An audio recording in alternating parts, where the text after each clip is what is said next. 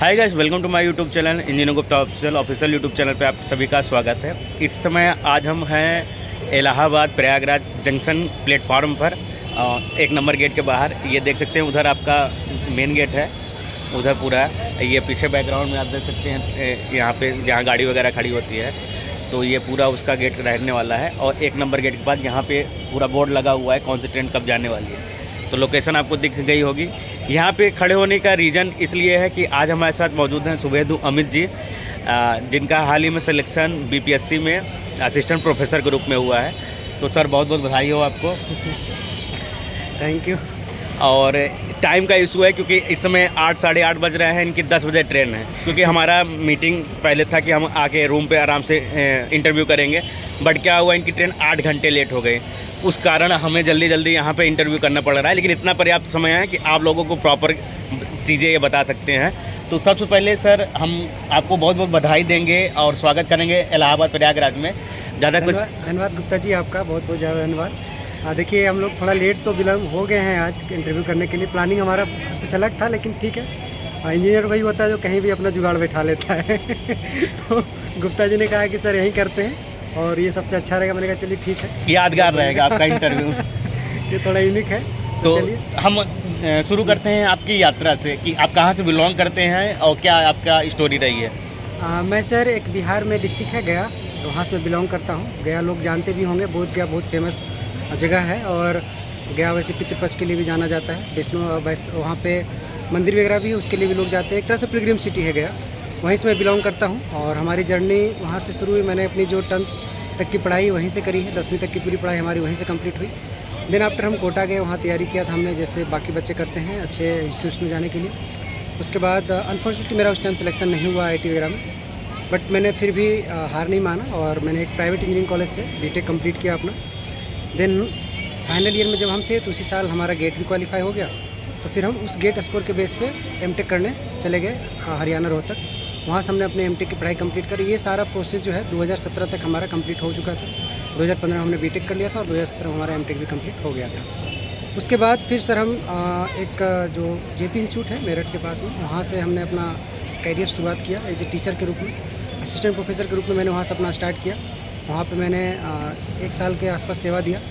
उसके बाद मैं कोचिंग संस्थान के साथ जुड़ गया और इसी दरमियान मैंने बहुत सारे कोचिंग, जो पहले तो जो लोकली अवेलेबल कोचिंग थे मेरठ के अंदर में, जैसे विजन क्लासेस था, JEE क्लासेस था, बैचलर था, ये सारे कुछ कोचिंग्स थे जो JEE के लिए ट्यूशन देते थे और JEE की तैयारी करवाते थे, खास करके SSC वगैरह की तैयारी करवाते थे वो लोग। तो उनके साथ मैं जुड़ गया, उनके साथ भी मैंने काफ़ी टाइम तक काम किया। उसके बाद एक रेपुटेड कोचिंग है द गेट अकेडमी, उसके साथ मैं जुड़ा। वहाँ पर मैंने गेट का कोचिंग दिया, करीब 2 to 3 ईयर के आसपास हमने वहाँ पर अपनी सेवाएँ दी।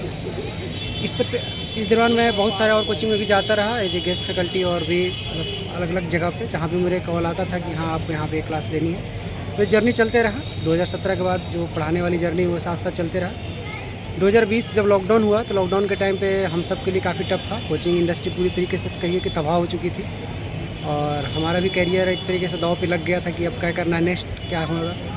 तो अलग अलग करियर ऑप्शन हम भी देख रहे थे। इसके पहले मैंने कभी इतना सीरियस होकर के बाकी कंपटीशन के लिए इतना किया नहीं था, लेकिन मुझे अपॉर्चुनिटी देखी 2020 में। एक वैकेंसी आया हमारे बिहार में ही, और वो वैकेंसी ये था कि वहाँ पे असिस्टेंट प्रोफेसर की बहाली हो रही थी, असिस्टेंट प्रोफेसर जो BPSC करवाने वाली थी। और उसमें मुझे अपने का स्कोप दिखा और मैं इस फील्ड में था, पढ़ाई के टच में था, तो मुझे लगा कि मुझे फॉर्म फिल करना चाहिए। मैंने फॉर्म फिल किया। 2021 में इसका एग्ज़ाम हुआ, फर्स्ट स्टेज का। उस एग्ज़ाम में मैं क्वालिफाई किया। देन आफ्टर इसका और भी प्रोसेस चला, इंटरव्यू वगैरह हुआ और एकेडमी का भी कुछ इसमें वेटेज था। सब कुछ मिला करके फाइनली मेरा जो है सिलेक्शन हो गया। और उस दिन को मैं ज़रूर बताना चाहूँगा, आप लोगों के साथ शेयर करूँगा। जिस दिन हमारा रिजल्ट आया तो उस दिन भी हम दिल्ली ही जा रहे थे और आज भी दिल्ली ही जा रहे हैं। आज भी दिल्ली ही जा रहे थे हम। तो रास्ते में गुप्ता जी से बात हुई कि सर एक आपका सेशन करना चाहते हैं। हमने कहा ठीक है, आपके लिए हम बिल्कुल टाइम निकालेंगे। और हमने अपना जर्नी ब्रेक किया और इलाहाबाद उतर गए। उस दिन का भी घटना कुछ ऐसा ही है कि हम दिल्ली जा रहे थे और रास्ते में ही रिज़ल्ट आया। शाम का 7-8 बजे का समय था और हमारी ट्रेन उस समय प्रयागराज पहुंची थी और एक्साइटमेंट इतना था कि हम ट्रेन छोड़ दिए। उस टाइम हमने ट्रेन छोड़ दिया, हम ट्रेन से बाहर निकल गए। और उस एक्साइटमेंट में जो भी मतलब देखिए, एक आप तैयारी करते हैं तो कहीं ना कहीं एक आपके अंदर वो आ जाता है और एक्साइटमेंट आती है जब आपका रिज़ल्ट आता है और आपका सिलेक्शन होता है, आपका नाम दिखता है।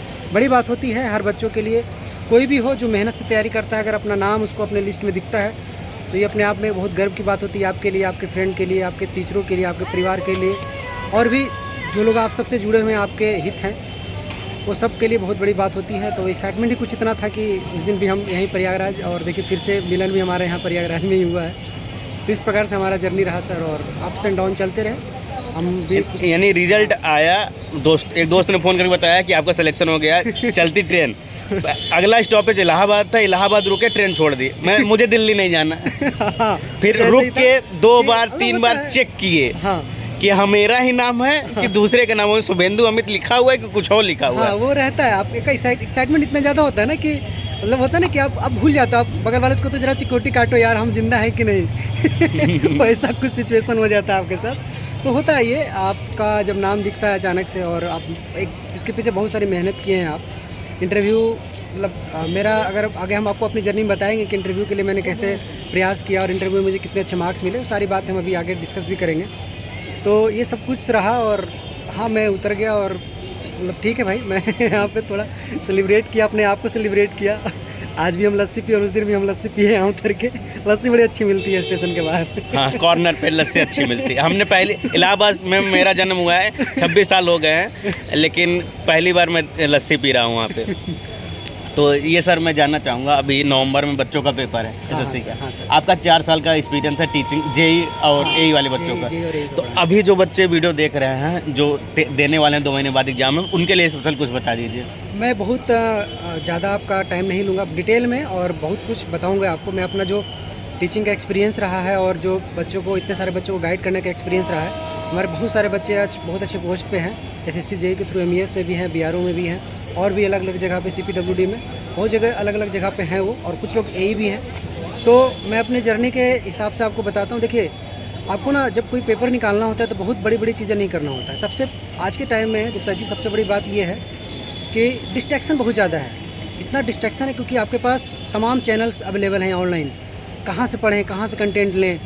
देन आप बुक पे आते हो तो बुक में आपको इतनी सारी चीज़ें दिखने को मिल जाती है, मार्केट में इतनी सारी किताबें हैं कि आप कन्फ्यूज कर जाते हो फाइनली कि इसमें से करना कौन सा है।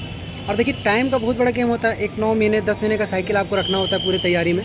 इसी सर्किल में आप, इसी साइकिल में आप जो है आप पूरी तैयारी करते हो, और इसी साइकिल में आपको कंप्लीट भी करना होता है। तो सबसे पहली बात, मैं अपना बात यहाँ से शुरुआत करूँगा कि देखिए, पिछले साल वैकेंसी आई नहीं थी एसएससी जेई की, इस साल वैकेंसी आई है। अभी तक का जो मेरे पास इन्फॉर्मेशन है उसमें बीआरओ ने 750 पोस्ट आसपास, शायद कुछ कम या ज़्यादा हो सकता है, के आसपास नोटिफाई कर दिया है। अभी और भी डिपार्टमेंट इसमें जुड़ेंगे, सीपीडब्ल्यूडी जुड़ेगी, एमईएस जुड़ेगी और सीडब्ल्यूसी जुड़ेगी। तो इन डिपार्टमेंट को अगर हम देख लें तो लगभग 2000 प्लस वैकेंसी जाने वाली है इस बार। तो सबसे पहली बात कि बहुत बड़ा अपॉर्चुनिटी होने वाला है। इतने साल के बाद इतनी बड़ी वैकेंसी दिखेगी आपको एसएससी जेई में, तो एक बहुत बड़ा अपॉर्चुनिटी होगा।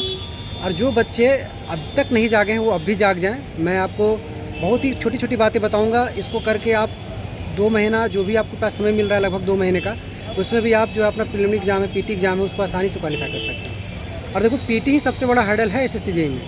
अगर आप देख लो पूरे प्रोसेस में, तो सबसे बड़ा हर्डल पीटी का है। यही सबसे बड़ा टफ हो जाता है, निकल नहीं पाते बच्चों से पीटी ही नहीं निकल पाता है। बहुत अच्छे अच्छे बच्चे मैंने देखा, उनको बहुत अच्छा नॉलेज है, गेट में बहुत अच्छे स्कोर ला रहे हो, लेकिन एसएससी जेई के पीटी में निकाल पाते हैं। अब देखिए, एसएससी पीटी का अगर हम सिलेबस वाइज बात करें, 3 चीज़ें आती हैं यहाँ पे। टेक्निकल अपना 100 नंबर का आता है, 50 नंबर का अपना रीजनिंग आता है, 50 नंबर का आपका जीएस का पर्सन रहता है। तो सबसे पहला चीज़, आपको यहाँ पे अपना टैलेंट दिखाना नहीं होता है। ये चीज़ को आप समझिए, बहुत बारीक बात में बोल रहा हूँ आपको यहाँ पे अपना टैलेंट नहीं दिखाना है कि आपने बहुत टफ क्वेश्चन सॉल्व करके आए हैं। आपको नंबर ऑफ़ क्वेश्चन ज़्यादा करना है और एक्यूरेसी के साथ करना है आपको क्वेश्चन, ये भी ध्यान रखना है। क्योंकि अगर आप जा कर के 130-140 के आसपास स्कोर करोगे तभी आपका सिलेक्शन होना है पीटी में। क्योंकि पिछले 3-4 सालों से कट ऑफ इतना हाई हुआ है, अगर हम 2015 से कंपेरिजन करें तब 92 कट ऑफ हुआ करता था, और आज यही कट ऑफ 125-130 के आसपास आ चुका है। तो आप समझ लीजिए कि कितना बड़ा चेंज हुआ है ये। और ये चेंज होने का सबसे बड़ा रीज़न ये है कि आपके पास सब ऑर्गेनाइज्ड कंटेंट है। हर बच्चे के पास ऑर्गेनाइज्ड कंटेंट है। पहले इतना ऑर्गेनाइज्ड कंटेंट नहीं था, आज लगभग हर कोचिंग वालों ने ऑर्गेनाइज्ड कंटेंट निकाल दिया है, और बच्चे एक ही चीज़ को बार बार पढ़ के उसको इतना पक्का कर ले रहे हैं, और प्रैक्टिस इतनी ज़्यादा कर रहे हैं आजकल बच्चे, इस कारण से ये स्कोर आपको देखने के लिए मिल रहा है। तो सबसे पहला चीज़, आपको स्कोर करना कैसे है, आपको 135 का जो मैजिक फिगर है वहाँ तक पहुँचना कैसे है। तो 3 सेक्शन में मैं पहला सेक्शन बात करूँगा आपका रीजनिंग का। रीजनिंग देखिए 50 क्वेश्चन आता है, और कोई भी बच्चा अगर 15 दिन 20 दिन महीना भर अगर अच्छे से प्रैक्टिस करे तो मुझे लगता है कि इसमें एक्यूरेसी हासिल की जा सकती है। और वो एक्यूरेसी 90 to 95% तक हो सकती है, बहुत आसानी से हो सकती है। आप कोशिश करो, देखो पहले से तो थोड़ा सा लेवल अप हुआ है रीजनिंग का, इसमें कोई डाउट नहीं है, लेकिन फिर भी इतना भी लेवल अप नहीं हो गया कि आप 50 में से 40-42 नहीं कर सको। और 40-42 आपको बहुत सेफ जोन में लेके चला जाता है। जैसे ही आप 40-42 रीजनिंग सही कर देते हो ना यहाँ पे आकर के, अब सीधे सेफ जोन में चला जाता है। 2 घंटे का पेपर है, बहुत स्मार्ट तरीके से आपको पेपर को बांटना होता है। रीजनिंग आपको कैसे करना, तीनों चरण आपको कैसे करना, मैं एक समराइज आपको देता हूँ। देखिए, हमेशा क्वेश्चन 3 पार्ट में करिए। पहला पार्ट जो आपको तुरंत आ रहा है, देखते के साथ बन जा रहा है आपसे क्वेश्चन। सेकंड पार्ट कि ठीक है, थोड़ा सा आपने माइंड लगाया और लेकिन एक्यूरेसी रही आपकी उसमें और आपने उसको अटैम्प्ट किया और बन गया क्वेश्चन। और थर्ड पार्ट जो आपका होता है, उसमें ये होता है कि आपको बहुत ज़्यादा दिमाग लगाना पड़ता है। उसमें क्वेश्चन सही भी हो सकता है और गलत भी हो सकता है, यानी कि 50-50% का प्रोबेबिलिटी होता है। तो वो मैं आप सबको कहूँगा कि वो ऐसे क्वेश्चन आपको 20 से 25% दिखेंगे ही। आप कितना भी तैयारी कर लो, किसी भी एग्जाम का तैयारी कर लो, हर एग्जाम के साथ यही गेम होता है, 20 से 25% ऐसा क्वेश्चन दिखता है। लेकिन आपको उस 20-25% के लिए परेशान नहीं होना है। आपको परेशान होना है ये 40% आपका श्योर जो बनने वाला है आपसे एक पहले राउंड में, और जो 40% सेकेंड राउंड में आप जिसको आप 40 में से कोशिश करो कि 30 तक सही करके लें। तो देखो 40-30 के एक्यूरेसी अगर हम देखें यहाँ पे, तो यहीं पे आप आसपास 70 के आसपास आ जाते हो और 5-10% उधर जोड़ लेते हो तो 75% अप्रॉक्स आप पहुँच जा रहे हो। तो यानी कि किसी भी एग्जाम में 75% अगर मैं कह रहा हूँ तो 200 क्वेश्चन के हिसाब से 150 नंबर बन जाते हैं 75%। फिर भी मैं थोड़ा बहुत और कम कर लेते हैं कि चलो भाई कुछ गलतियाँ हो गई, कुछ और मिस्टेक्स हो गए, तो भी आप 140 पे तो स्टैंड कर ही जाओगे। तो पहला चीज़ कि आपको रीजनिंग बहुत ध्यान से करना और स्टार्टिंग में करना, बहुत कम गलतियाँ करनी रीजनिंग में तो गलती का कोई चांस ही नहीं होना है। और उसको इतना प्रैक्टिस कर लो कि आप आसानी से 40 से 42 क्वेश्चन कर लो। देन सबका अपना अपना कंफर्ट जोन होता है। सेकेंड में बहुत बच्चे जो हैं वो जीएस पे जाते हैं, कुछ बच्चे जो सीधे टेक्निकल पे जम करते हैं। अब देखिए टेक्निकल, गुप्ता जी पहले से बड़ा ट्रिकी हो गया टेक्निकल। आज के टाइम में टेक्निकल में ये हो गया कि अगर आप थ्योरेटिकल क्वेश्चन उठाते हो तो इतना लेंदी स्टेटमेंट होता है कि बिना पढ़े आप उसको पूरा पढ़े आप उसको कर नहीं सकते, और उसको पूरा पढ़ने में काफ़ी टाइम जाता है। तो और दूसरा, अगर जब आप उस क्वेश्चन को छोड़ रहे हो तो आपके पास सीधे न्यूमेरिकल दिखता है, लेकिन कैलसी अलाउ नहीं होता है। अगेन आपके साथ एक सिचुएशन होता है कि इसको कैसे करें, और बिना कैलसी के वो कैलकुलेशन इतना टफ हो जाता है कि फिर आपके लिए वो चीज़ भी टफ हो जाती है। तो सबसे पहला चीज़ कि आपको जब क्वेश्चन देखना है तो पहले 1 लाइनर्स को आप शुरू करो। 1 लाइनर्स कितने हैं इसमें, कितना भी पेपर लेंदी बना दे एसएससी 20 से 30 क्वेश्चन फिर भी 1 लाइनर देगा वो। बेसिक यानी बेस आप कंप्लीट कर सकते बेस हो। आप कंप्लीट करो। मेन बड़े क्वेश्चन के चक्कर में फंस के वहाँ हाँ। आपको कुछ दिखाना नहीं कि आप कितने बड़े स्मार्ट हो। हाँ, वो नहीं दिखाना होता। वो इससे कोई मतलब ही नहीं है कि आप कौन से क्वेश्चन सही करके आए हो, ये थोड़ी ना देखा जाता है कि आप कौन से क्वेश्चन सही किए। तो अगर आप 20-30% का बेस, कहते हैं ना कि कोई कैंडिडेट चुनाव भी लड़ने जाता है ना तो अपने सबसे पहले बेस वोट देखता है कि भाई ये हमारा जातिगत वोट जिसे बोला जाता है। अब देखिए उनकी जाति के है, ज़्यादा वो राजनीतिक हो जाएगा, लेकिन हम उस बातों में नहीं जाएंगे। लेकिन हाँ, बेस होना चाहिए आपका। बेस जो है वो कोई भी बच्चा अगर तैयारी करता है तो वो 20 से 30% का बेस हर किसी के पास तैयार होता है, और आप उसको देखते के साथ कर सकते हो 20 से 30%। देन 20-30% जैसे ही आपका कंप्लीट हो जाए उसके बाद आप थ्योरेटिकल जो थोड़े से 2 स्टेटमेंट या 3 स्टेटमेंट वाले क्वेश्चन उन पे जाओ। मैं अभी भी आपको न्यूमेरिकल पे जाने से नहीं कह रहा हूँ, क्योंकि यहाँ पे मैक्सिमम बच्चे AJE और गेट की तैयारी करने के बाद उनके अंदर ये कॉन्फिडेंस आ जाता है कि हम न्यूमेरिकल कर लेंगे। बहुत अच्छी बात है, आप कर भी लेंगे क्योंकि आपने गेट का पेपर सॉल्व किया है। लेकिन भैया वहाँ 3 घंटा होता है और 80 क्वेश्चन होता है। ये भी तो देखो आप। यहाँ 1 घंटे में लगभग 100 टेक्निकल के अगर मान के चले 1 घंटे में 100 क्वेश्चन करना होता है। 50 मिनट, क्योंकि 10 मिनट आप जीके पे भी दोगे, जीएस पे भी दोगे आप 10 मिनट, तो अप्रॉक्स आपको 50 मिनट मिलने वाला है, और उसमें 100 क्वेश्चन है। कायदे से आपको पर मिनट में 2 क्वेश्चन मिल रहा है, यानी 30 सेकंड पर क्वेश्चन। एक क्वेश्चन को पढ़ने में 15 से 20 सेकंड आसानी से जाता है, वो भी तब जब आपको बहुत प्रैक्टिस है क्वेश्चन पढ़ने का। ये चीज़ मैं बार बार कह रहा हूँ, क्योंकि लेंदी क्वेश्चन होता क्या है कि आपको स्टेटमेंट पढ़ने का आदत नहीं होता है। तो ये सबसे पहले अपने अंदर ये क्वालिटी बिल्ड करो आप कि पैसेज टाइप का क्वेश्चन पढ़ना शुरू कर दो। जैसे जो ये इसका आता है पेपर, जो क्वेश्चन आता है स्टेटमेंट वाला, आप उसको पढ़ो, भले समझ में आया नहीं आया, लेकिन आपको उससे रीडिंग कैपेबिलिटी बन जाएगी। आप बोरियत महसूस नहीं करोगे, माइंड जो है ना आपका बोर नहीं होगा। तो आपका बोर नहीं होगा माइंड, तो दिमाग चलेगा तो आप क्वेश्चन सही करोगे। ये बहुत बड़ी बात मैं बोल रहा हूँ आपको। और सबसे बड़ी बात ये है कि SSC JEE में हम लोग बहुत सारा ऐसा सब्जेक्ट होता है जहाँ से ये लेंदी और बोरिंग क्वेश्चन आते हैं, तो उसको हम लोग इग्नोर कर देते हैं, सीधे इग्नोर कर देते हैं। जैसे इरिगेशन का ही अगर हम खुद इरिगेशन पढ़ाते हैं, मुझे पता है कि इरिगेशन का जो सेकंड पार्ट होता है, जैसे कैनाल का क्वेश्चन हो गया, ठीक है, डैम का पोर्शन हो गया, बच्चे रिवाइज तक नहीं करके जाते, उसको फॉर्मूले तक भी देख के नहीं जाते। वो बस स्टार्टिंग का लेसिक एनालिटिक थोड़ा बहुत वहाँ तक ही पहुँचते हैं, उसके बाद उसको चैप्टर बंद। अब हर आयोग जो है वो होशियार हो गया है, वो उसके बाद ही क्वेश्चन शुरू करता है। तो जहाँ आप ख़त्म करते हो उसके बाद से क्वेश्चन आपको देखना शुरू होता है। और सिलेबस बहुत बच्चे मेरे पास आके कहते हैं कि सर डैम तो सिलेबस में नहीं है इतना, आप क्यों डैम करते रहते हो। अरे भाई सिलेबस में नहीं है मैं भी मानता हूँ, लेकिन सिलेबस प्री डिफाइन है कहाँ? किसी भी कंपटीशन का सिलेबस प्री डिफाइन होता है क्या? नहीं होता। मैं कह रहा हूँ नहीं होता है। गेट भी आउट ऑफ द बॉक्स जाती है और ईएस भी आउट ऑफ द बॉक्स जाती है, फिर आप यही कहते हो ये तो था ही नहीं सिलेबस में, आ गया बस। तो भाई उनको छांटना है, उनको लेना थोड़ी होता है। कंपटीशन इज जस्ट रिजेक्शन होता है, वो रिजेक्ट करने के लिए लेती है, सिलेक्ट करने के लिए नहीं लेती है। कोई भी एग्जाम रिजेक्शन के लिए होता है, सिलेक्शन के लिए नहीं होता है। ये चीज़ आप मान लो। खास करके पीटी एग्जाम जो होता है, जो प्रीलिमिनरी टेस्ट होता है, वो तो सीधे सीधे रिजेक्शन के लिए होता है। तो आप ये एक्सक्यूज़ नहीं दे सकते हो कि ये तो सिलेबस में नहीं था, ये नहीं था। कंपटीशन में या तो लाइन के इस पार होते हो आप, या तो लाइन के उस पार होते हो। इसमें कोई ये नहीं होता कि बीच में तो थे हम, तो बीच का कोई जगह नहीं क्योंकि यार जिन्होंने प्री एग्जाम क्वालिफाई किया उनके लिए भी सेम वही क्वेश्चन रहे होंगे ना 200, हाँ जो आपके लिए हैं। तो आप क्यों ये चीज़ें कहते हो कि मान लीजिए 10 क्वेश्चन नहीं थे, पूरा 190 में सिलेक्शन होना नहीं है, नहीं 130-40 तक आपको करना है। कोई बच्चा 190 नहीं लाता है, आज तक नहीं लाया। आज तक शायद मेरे ख्याल से तो नहीं लाया किसी बच्चे ने 190। 160 या 170 तक मैंने हाईएस्ट मार्क्स शायद सुने हैं। आपके यहाँ पॉसिबल है बिहार में? बिहार में कह सकते हैं, खैर वो तो अलग बात होगी। लेकिन मैं पॉइंट पे आते हैं हम लोग। तो देखिए सबसे पहला चीज़ कि आपको ऐसे सब्जेक्ट टैकल करने पड़ेंगे। हाइड्रोलॉजी आजकल बहुत ज़्यादा उठाने लगे हैं, पहले इतना नहीं। इन्वायरमेंट में भी खास करके इन्वायरमेंट का जो सेकेंड पार्ट है सीवेज वाला पोर्शन, और सीवेज में भी ट्रिकलिंग फिल्टर तक चले गए हैं वो लोग। ट्रिकलिंग फिल्टर से अच्छा खासा क्वेश्चन पूछ लेते हैं। तो इन पोर्शंस को आप इग्नोर नहीं कर सकते, इनको आपको पढ़ना पड़ेगा आपको। क्योंकि देखिए ज़्यादातर बच्चे जो डिप्लोमा बैकग्राउंड के होते हैं उनको ये चीज़ मिलता नहीं है जब वो डिप्लोमा कर रहे होते हैं, क्योंकि उनके सिलेबस में नहीं है तो कम ही पढ़ पाते हो। और जब उनको पढ़ने के लिए मिलता है तब वो लास्ट सेमेस्टर में ये सब्जेक्ट आती है उनके पास, तब तक इंजीनियरिंग से एक तरीके से कह सकते हैं कि मुँह माया ख़त्म हो जाती है पढ़ने को लेकर के, तो वो इस इंटरेस्ट के साथ पढ़ नहीं पाते हैं। और भी प्रोजेक्ट बहुत तरह का लोड होता है फाइनल ईयर में, तो इतना ध्यान नहीं दे पाता। खास यही सेम सिचुएशन बीटेक के साथ भी राज होता है। अगेन आप जब किसी कोचिंग के साथ तैयारी करने के लिए जाते हो, किसी भी कोचिंग को आप ज्वाइन करते हो XYZ, तो वहाँ भी यही सेम सिचुएशन देखने को मिलता है। ये सब्जेक्ट सबसे लास्ट में लगाया जाता है। किसी भी कोचिंग में आप तैयारी करोगे तो ये सब्जेक्ट सबसे लास्ट में लगवाएंगे वो आपका। स्टार्टिंग के 3 महीने तो आपको सोम पे PhD करवाएंगे तो आने वाले 2-3 महीने में स्ट्रक्चर पे PhD करवा देंगे आपका, जबकि स्ट्रक्चर पे क्वेश्चन दिखने को मिलेगा 4 और 5 अब तक का। यही मिलता है, यही रेशियो रहता है। लेकिन हर एक बच्चा को मतलब इतना पढ़ाया जाता है, स्ट्रक्चर इतना पढ़ाया जाता है कि मतलब कोई वर्णन नहीं है उस चीज़ का। और आपको मैंने बार बार कहा है कि डिस्ट्रैक्शन से बचना है। हाँ, डिस्ट्रैक्शन भाई मैं पूछना चाह रहा था, अगला मेरा क्वेश्चन है तो कौन कौन से डिस्ट्रैक्शन होते हैं मेनली? देखिए सबसे पहला चीज़ क्या है ना कि जब आप कर रहे होते हैं ना, जब आप किसी चीज़ को सीख रहे होते हैं तो आपको करना होता है, देखना नहीं होता है।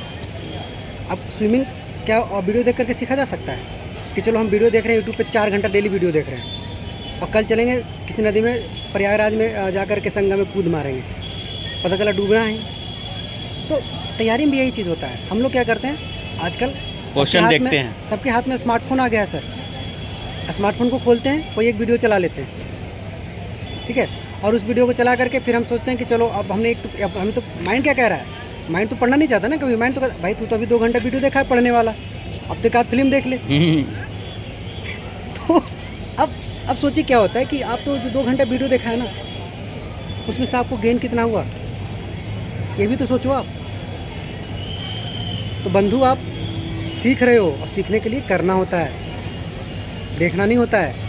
आपको करना होगा, आपको पेन लेना होगा, आपको कॉपी पे चलानी होगी पेन, है ना, और किताबों के पीछे जाइए। वीडियो पे तो तब आइएगा जब आप किताबें पढ़ लीजिएगा। मैं यही कहना चाह रहा था कि सबसे पहले तो आप किताबों पे जाइए, और किताबें भी इतनी सारी हो गई है मार्केट में, उसमें से भी आपको चूज एंड पिक करना होगा। तो आप ही बता दीजिए आपके हाँ, हम उस पर आ रहे हैं, अभी उस पर आते हैं। देखिए मेरे ख्याल से जो मेरा अनुभव रहा है, आपको किताबों की ढेर नहीं लगानी कि मैंने 20 किताबें रखी थी अपने रूम में, लेकिन देख तो किसी को नहीं पाए। मानसिक प्रेशर बनता है सर। होता क्या है ना कि आपके पास अगर बहुत सारी किताबें हैं ना, कंफ्यूज हो जाते हो आप, आज इसको पढ़ें उसको पढ़ें किसी को पढ़ें, पता चला किसी को नहीं पढ़ा फाइनली। तो बहुत मिनिमम किताबें रखिए आप अपने पास, जिससे आपका काम चल जाए। पहला कि थ्योरेटिकली आप जहाँ भी जिस भी कोचिंग से तैयारी कर रहे हैं उस पर विश्वास रखिए, कोई दिक्कत नहीं उसमें। मैं नहीं कह रहा कि कोई भी कोचिंग कैसा, सब अच्छा पढ़ाते हैं ऑलमोस्ट सब लोग, क्योंकि कोचिंग आपको सिर्फ गाइड ही कर सकता है, तैयारी आपको खुद ही करना होता है। तो कंटेंट आप थ्योरेटिकली, सबसे पहला चीज़ है कि आप थ्योरेटिकली अपने आप को तैयार करिए। पहले तो एक बार तैयार करिए अपने आप को, हर सब्जेक्ट को थ्रूली पढ़िए, समझिए कि सब्जेक्ट में है क्या क्या चीज़, और कोशिश करिए पढ़ते दौरान अपना नोट्स बनाइए, सेल्फ नोट्स। आजकल नोट्स बाढ़ की तरह अवेलेबल है मार्केट में, ठीक है।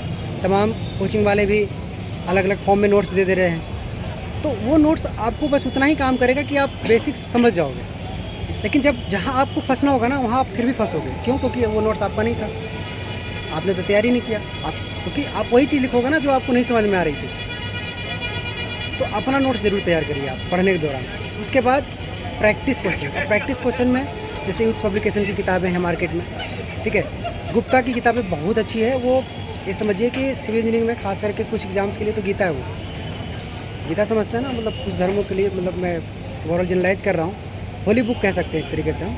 क्या ठीक है, सिविल का होली बुक है। बहुत लोग क्रिटिसाइज करते हैं उस बुक को, लेकिन कहते हैं ना कि उसमें एक एक लाइन और एक एक क्वेश्चन इंपॉर्टेंट है अपने आप में। सब जो जितने भी उसके अंदर के क्वेश्चंस हैं वो सब इतने इंपॉर्टेंट है सर, कि अगर आप उसको थ्रोली लगा लेते हो तो आपको 50 से 70% कॉन्सेप्ट तैयार हो जाता है हर एग्ज़ाम के लिए। हाँ, ये सही है। किसी भी एग्ज़ाम को आप फिर फेस कर सकते हो बहुत आसानी से। होता क्या है कि हम स्टार्टिंग के 30-40 क्वेश्चन लगाते हैं गुप्ता की, उसके बाद फिर कहते हैं कि यार इसमें तो सब वही है, वन लाइनर टाइप है। तो वहीं से खेल वहीं से शुरू होता है।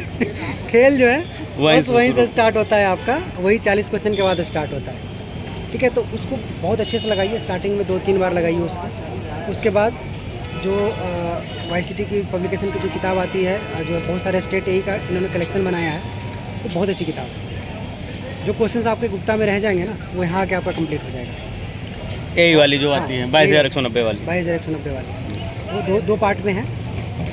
दो पार्ट हाँ, में दो सर, पार्ट में। हाँ, दोनों पार्ट को बहुत अच्छे से लगाइए आप देखिएगा कि अलग ही कॉन्फिडेंस आएगा आपका। और आप लोग एक चीज़ ये भी देखिएगा, सर को पसीना कितना हो रहा है। हाँ, पूरा पसीना टप टप टप कर रहा है, लेकिन फिर भी आप लोगों के लिए ये लगातार बता रहे हैं आपको चीज़ें। थोड़ी सी ह्यूमिडिटी है, उसके लिए तो हम भी कुछ नहीं कर सकते हैं। ऐसे मौसम में हम लोग खड़ा हैं यहाँ पे। खैर कोई बात नहीं, हम पॉइंट पे आते हैं। थर्ड बुक जो आपको हम कहेंगे यहाँ पे, कुछ अच्छे रिपोर्टेड कोचिंग हैं, उनकी भी किताबें आती हैं, आप उनको भी फॉलो कर सकते हैं। टाइम मिले तब की बात कह रहा हूँ मैं, ध्यान रखिएगा। टाइम मिले तब आप PSC के जो 1 मार्क्स के क्वेश्चन हैं उनको भी देखिए, क्वेश्चंस बैंक, ठीक है। टाइम मिले तब वहाँ पे जाइए, उनको भी तैयार करिए अच्छे से। और उसके बाद इतना करने के बाद, अगर आपने इतना कर लिया 3 बार, ध्यान रखिएगा, एक बार की बात नहीं कर रहा हूँ मैं। गुप्ता आपको 3 बार लगानी है, YCT की जो 22,190 वो भी 3 बार लगानी है, और कोई भी एक और कोचिंग का आप या फिर ESC का आप प्रीवियस ले रहे हैं तो वो आपको 3 बार लगानी है। उसको लगाने के बाद आप सीधे जंप करिए टेस्ट सीरीज पे। होता क्या है कि अभी तक आपने क्वेश्चंस को, जितने भी आप किताब के क्वेश्चंस मैंने आपको बताए, उन सबको आप थ्योरी फॉर्म में पढ़ रहे थे। अब उसका प्रैक्टिकल करने के बाद हाँ, नीचे तो उसका सॉल्यूशन दिख रहा था आपको, उसको आप पढ़ते चले गए, तो माइंड भी आपको उसी तरीके से काम कर रहा था। उसको थ्योरी के फॉर्म में ले रहा था, वो क्वेश्चन के फॉर्म में ले ही नहीं रहा था। अब आता है आपको इसको एक तरीके से एग्जीक्यूट करने का टाइम, कि आप इसको एग्जीक्यूट कैसे कर रहे हो और जो आपने पढ़ा उसमें से गेन कितना हो पाया। अब टेस्ट सीरीज़ फॉलो करिए आप, और टेस्ट सीरीज़ जब आप लगाइए तो उस समय कुछ भी मत देखिए, आपसे जो भी होगा, हो सकता है कि आप स्टार्टिंग में 100 क्वेश्चन उठाए, 20 भी सही हो। कोई ज़रूरी नहीं कि पहले बार में, मतलब पहली बॉल पे छक्का लगाना, आते के साथ ही 80 क्वेश्चन सही चौड़े हो गए। कुछ बच्चों को मैंने ऐसे भी देखा है शरारत करते हुए कि टेक्स्ट बुक बहुत अच्छी रिपोर्टेशन वाली टेस्ट सीरीज चलाती है, उन पे क्या करते हैं वो कि एक ही टेस्ट को 3-4 बार दे करके और अपना रैंक इम्प्रूव कर लेते हैं, फिर अपने दोस्तों को दिखाते फिरते, देखो मेरा रैंक 1 था। तो वहाँ दिखाने से कोई फायदा है नहीं। नौकरी लेना है तो आपको मन से तैयारी करनी पड़ेगी। आप किसको दिखाना चाहते हो और क्या जज करना चाहते हो?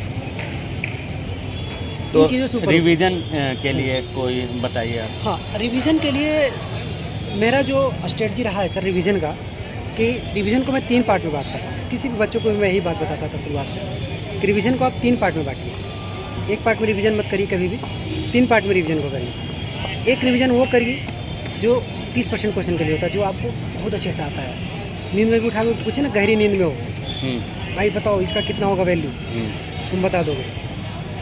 तो वो क्वेश्चन आपके अपने हैं, कहते हैं ना कि अपनों को भी लेके चलना होता है। ऐसा नहीं कि वो आपका अपना है तो आपने उसका रिवीजन ही छोड़ दिया, अगेन कन्फ्यूजन हो जाएगा आपको। सेकेंड पार्ट देखिए, एग्ज़ाम के जो लास्ट के 3 दिन होते हैं ना, जैसे सपोज कीजिए कि आपका पेपर 29 अगस्त को है। आज हम लोग जिस दिन भी वीडियो शूट कर रहे हैं 26 को, आई थिंक आज डेट है 26। हाँ, तो 29 का आपका पेपर है।